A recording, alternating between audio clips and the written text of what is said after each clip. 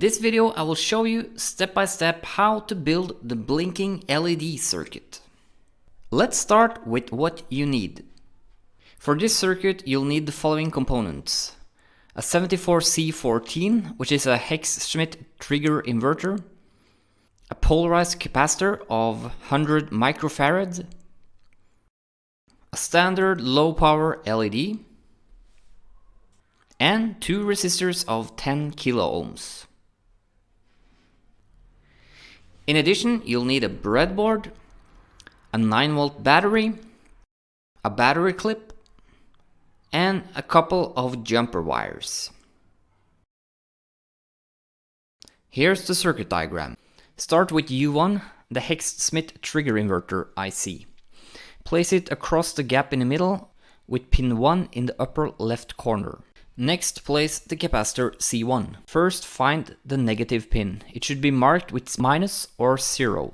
Connect the negative pin in the negative supply column and connect the positive pin to the same row as pin 1 of the IC.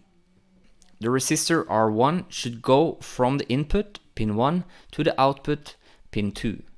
Bend the legs of the resistor so that you can connect it from the row of pin 1 to the row of pin 2. Next, connect the LED. The negative leg of the LED is the shortest one. Connect it to the negative supply column. Connect the longer leg to an empty row. The resistor R2 connects the output pin, pin 2, to the LED. Place one leg of the resistor into the row of pin 2.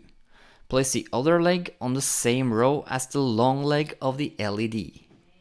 The ground pin, pin 7 of the IC, must be connected to ground. In this circuit, ground is the minus of the battery. Connect one end of a jumper wire to the same row as pin 7. Connect the other end to the negative supply column.